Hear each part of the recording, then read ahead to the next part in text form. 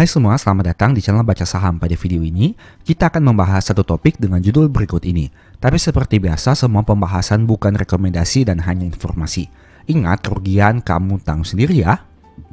Nah, sebelum membahas lebih lanjut, saya mau menampilkan satu artikel yang dikutip dari investor.id dengan judul Emiten Tebar Dividen Yield Fantastis. Pernah ada nama Lo Keng Hong. Artikel ini ditulis pada tanggal 29 Mei tahun 2025. Detailnya sebagai berikut. Emiten Grup Panin, PT Kelipan Finance Indonesia atau Cevin akan membagikan dividen tahun buku 2024 senilai 199,26 miliar atau 50 per saham. Itu sebagaimana hasil rapat umum pemegang saham tahunan yang diselenggarakan pada tanggal 27 Mei tahun 2025. Perseroan menyampaikan rencana pembagian dividen tunai untuk periode tahun buku 2024. Jelas Direktur dan Sekretaris Perusahaan Cevin yang dikutip dalam keterbukaan informasi pada hari Kamis 29 Mei tahun 2025. Saham Cevin pada perdagangan hari Rabu tanggal 28 Mei tahun 2025 kemarin ditutup melemah 1,08% ke angka 366. Tapi dalam sepekan saham ini melonjak 12,27%. Dengan asumsi harga saham tersebut, maka potensi yield dividen Cevin fantastis mencapai 13,6%. Kumdet Kelipan Finance atau Cevin di pasar reguler dan pasar nego pada 10 Juni tahun 2025. Ex dividen di pasar reguler dan pasar negosiasi di 11 Juni tahun 2025. Daftar pemegang saham yang berhak tanggal 12 Juni tahun 2025 dan pembayaran dividen dijadwalkan pada tanggal 27 Juni tahun 2025. Pada tahun 2024, Cevin membukukan laba bersih 214,8 miliar rupiah. Sehingga rasio dividen Cevin tembus 92,7%. Saham Cevin sempat masuk portofolio investor kawakan Lo Keng Hong. Berdasarkan data per 31 Desember 2024, Lo Keng Hong menggenggam 15.876.800 lembar atau 0,40% saham Cevin. Angka kepemilikan tersebut menyusut dari data per 1 Januari tahun 2024 yang berjumlah 205.726.800 lembar atau 5,16% saham. Tapi belum ada update terbaru terkait kepemilikan Lo Keng Hong atas saham Cevin saat ini, sehingga kita tidak tahu apakah beliau masih memiliki saham ini atau sudah dijual semuanya. Nah, dengan artikel tadi, mari kita bahas secara sekilas terkait informasi umum saham Cevin. Saat video ini dibuat, harga sahamnya di angka Rp394 atau naik 27,92% di tahun 2025 ini. Ini merupakan histori dari pencapaian labanya. Di Q1 tahun 2025 labanya 35 yang mengalami penurunan drastis dibandingkan tahun 2024 dan tahun 2023. Meskipun begitu, angka laba di Q1 tahun 2025 ini masih lebih baik dibandingkan Q1 tahun 2022. Tapi jika ditarik dalam jangka panjang, sebenarnya kinerja di Q1 tahun 2025 ini masih lebih rendah dibandingkan kinerja di tahun 2017 hingga tahun 2020. Apabila digunakan data setahun berdasarkan Q1 tahun 2025, maka secara anualisasi atau secara tahunannya hanya akan diperoleh angka 140 untuk pencapaian labanya. Angka ini tentu lebih kecil dibandingkan beberapa tahun sebelumnya. Tapi ingat, ini masih mengacu pada data Q1. Kita harus menunggu data Q2 hingga Q4-nya terbit agar supaya hasil bisa lebih realistis lagi. Untuk net profit marginnya di angka 8,2%. Net income-nya quarter year on year growth turun 59,3%. Nah, untuk angka dividen yield-nya nanti kita akan hitung sebentar. Ini merupakan grafik harga sahamnya. Dari data ini bisa kamu lihat, dulunya harga saham Cevin memang berada pada angka di bawah Rp200 pada tahun 2020. Tapi kemudian mengalami kenaikan yang sangat luar biasa karena sempat berada pada angka 300, 400, 500, 600, bahkan 700 di tahun 2023. Barulah kemudian mengalami penurunan yang cukup signifikan hingga berada pada angka di bawah 300 pada tahun 2025 dan saat video ini dibuat di angka 394. Dengan kata lain sudah mengalami kenaikan yang cukup banyak juga meskipun belum kembali ke angka all time high-nya yang cukup signifikan. Untuk PBV-nya di angka 0,27 kali, artinya saham Cevin ini memang diperdagangkan pada PBV yang rendah karena hanya 0,27 kali, baik secara rata-rata PBV cukup rendah maupun dari sisi nominalnya. Karena itu artinya saham ini diperdagangkan pada angka di bawah book value-nya, bahkan di bawah 0,5 atau setengah dari book value perusahaan ini. Untuk dividen, seperti yang kita baca tadi, akan membagikan dividen Rp50 per lembar saham dengan cum date pada tanggal 10 Juni tahun 2025.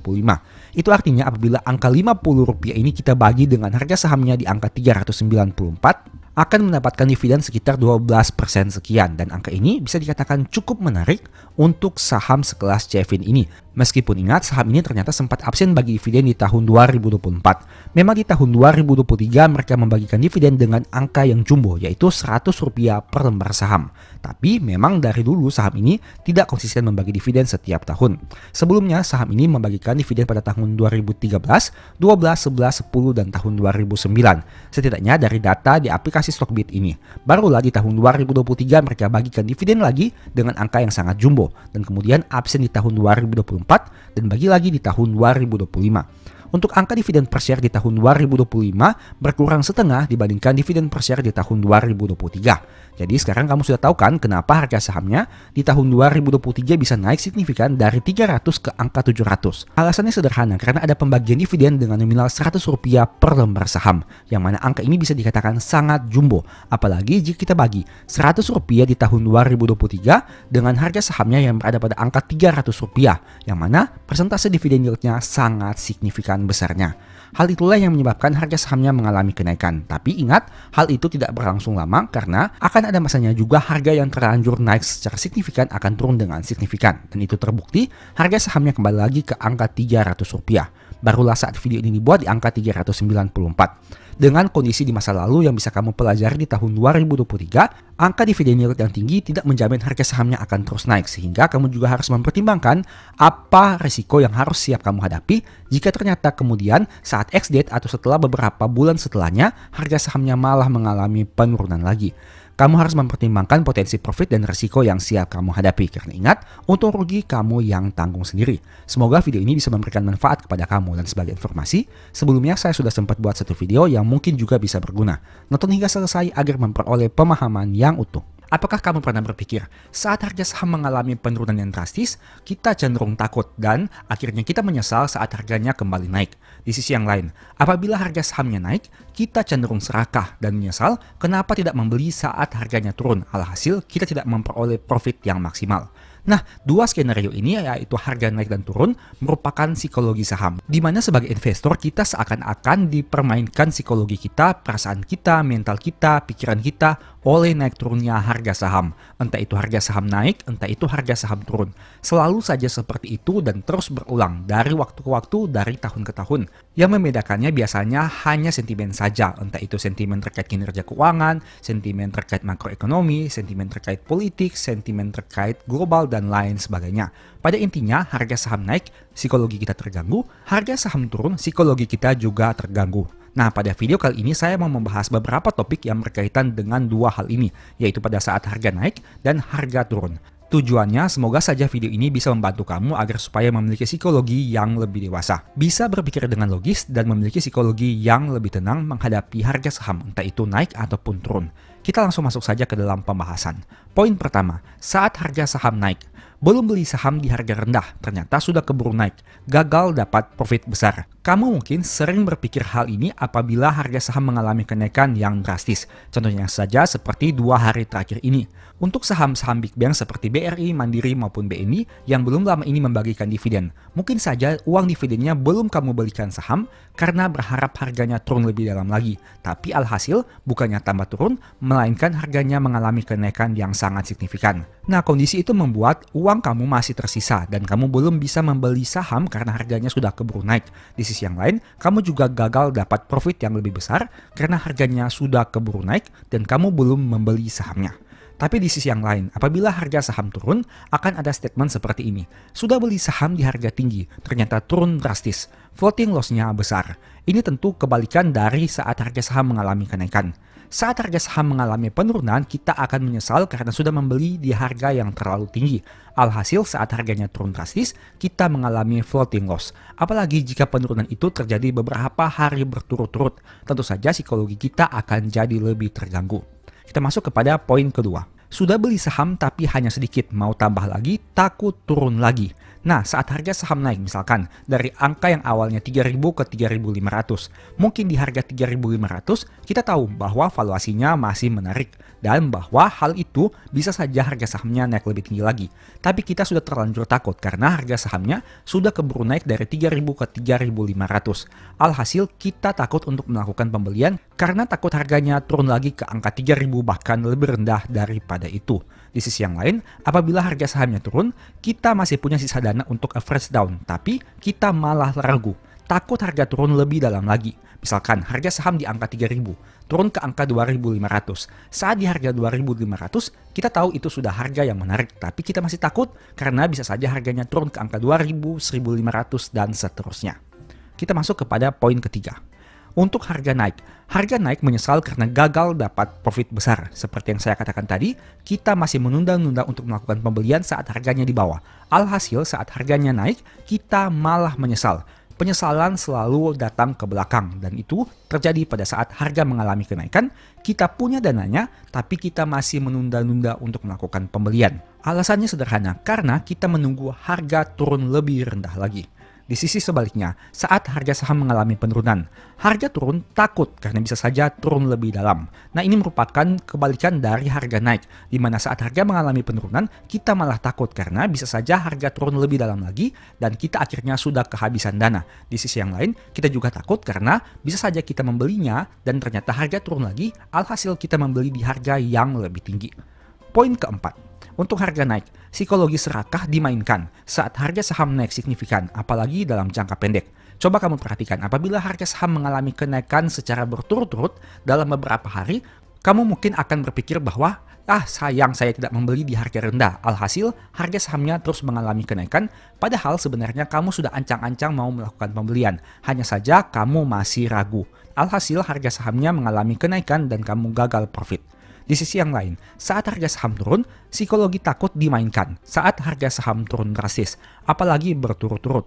Ini merupakan kebalikan dari poin sebelumnya. Saat harga saham naik, kita serakah, saat harga saham turun, kita malah takut. Itu merupakan kondisi yang terus diulang-ulang di pasar saham. Entah itu kamu baru masuk pasar saham, entah itu kamu sudah 10 tahun, 20 tahun, dan lain sebagainya, kamu mungkin akan menghadapi hal yang sama, yaitu harga naik dan harga turun. Semuanya tergantung kepada kedewasaan kamu sebagai investor. Mungkin investor baru mungkin akan sangat takut ataupun sangat serakah. Tapi investor yang berpengalaman, yang sudah memiliki jam terbang yang sangat banyak, tentu bisa mengontrol psikologi mereka dengan lebih dewasa lagi.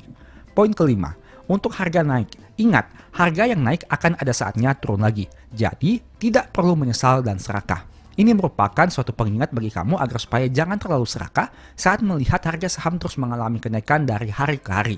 Kamu takut kehilangan momentum dan kamu takut kehilangan kereta. Sehingga pada akhirnya kamu nekat membeli di harga yang sudah pucuk dan akhirnya harga saham mengalami penurunan. Ingat, tidak ada satu saham pun yang harganya selalu naik dan tidak pernah turun. Ingat, akan ada saatnya, entah hari ini, entah bulan depan, entah tahun depan, ataupun kapan, kita tidak tahu. Yang jelas, saham yang terus naik akan ada saatnya turun lagi. Meski begitu, kita tidak tahu sejauh mana penurunannya. Sedangkan untuk harga saham yang turun, ingat, harga yang turun akan ada saatnya naik lagi. Jadi tidak perlu terlalu takut dengan catatan perusahaannya bagus. Ini tentu kamu sudah memiliki pelajaran di tahun 2024 dan tahun 2025. Saat harga saham perusahaan bagus mengalami penurunan yang sangat signifikan, bahkan sampai ke angka yang tidak masuk akal, banyak orang yang cenderung takut, banyak tebar fear di mana-mana, banyak prediksi yang sangat pesimis dan lain sebagainya. Tapi pada intinya kita kembali lagi kepada kinerja perusahaan. Apabila kinerjanya masih tumbuh, apabila mereka masih membagikan dividen dengan yield yang sangat menarik, tidak ada salahnya melihat peluang dari kondisi yang ada. Karena tentu saja kita bisa memperoleh profit besar apabila membeli di harga yang sangat rendah. Dan hal itu hanya akan terjadi apabila pasar saham ini mengalami penurunan yang sangat signifikan. Nah, ini merupakan sekilas terkait pembahasan dari harga naik dan harga turun, khususnya dari sisi psikologi saham. Kita tentu sering berpikir bagaimana cara kita mengontrol psikologi agar supaya bisa lebih tenang saat harga saham naik dan maupun saat harga saham turun. Intinya kita harus menyeimbangkan antara berpikir secara logika dan perasaan atau feeling kita. Jangan sampai kita hanya terombang-ambingkan dengan feeling di mana saat harga saham turun kita takut, harga saham naik kita serakah. Alhasil, kita beli di pucuk, kita jual di paling rendah, kita cut loss di harga bottom, kita beli di harga pucuk. Nah, di sisi yang lain, kita juga harus memaksimalkan logika berpikir kita, agar supaya kita bisa menentukan kapan kita akan melakukan pembelian, kapan kita akan melakukan penjualan, di harga berapa kita beli, di harga berapa kita jual. Di sisi yang lain, kita juga punya alasan, kenapa saya beli saham ini, kenapa saya jual saham ini. Bukan hanya karena melihat harga sahamnya yang naik dan turun dengan sangat signifikan, tapi ada alasan yang mendasari hal tersebut. Ini intinya, ada alasan kenapa kamu jual, ada alasan kenapa kamu beli. Bukan hanya sekedar karena takut atau bukan hanya sekedar karena serakah. Tetapi ada alasan, ada hitung-hitungannya, ada dasar yang menjadi patokan kenapa kamu melakukan suatu kegiatan, entah itu buy, hold, ataupun sell. Semoga video ini bisa memberikan manfaat kepada kamu dan selalu melatih psikologi saham kamu agar supaya dari waktu ke waktu kamu menjadi investor yang lebih tahan uji. Entah itu saat harga saham naik signifikan, entah itu saat harga saham turun signifikan. Nah, sebagai informasi juga sebelumnya saya sudah sempat menulis satu ebook yang berkaitan dengan psikologi saham. Apabila kamu ingin mempelajari topik ini dengan lebih detail, mungkin ebook ini bisa membantu. Info pembelian silahkan chat saja pada nomor WA di awal atau di akhir video ini. Demikianlah pembahasan singkat pada video ini. Selalu ingat bahwa semua saham yang disebutkan bukan rekomendasi dan hanya bersifat edukasi serta informasi. Mohon juga agar dapat mengecek kembali data yang ditampilkan karena bisa saja terjadi kesalahan pengetikan atau pengambilan data. Di video berikutnya ingin dibahas materi apa lagi? Tulis di kolom komentar ya. Sebagai informasi berikut ini beberapa list ebook baca saham. Pertama, psikologi saham, kedua, stock for living, ketiga, strategi nabung saham, keempat, the stock market, dan yang kelima, cara cepat analisa laporan keuangan. Apabila tertarik, chat saja pada nomor WA yang ada. Sekian video ini, semoga bermanfaat. Thank you.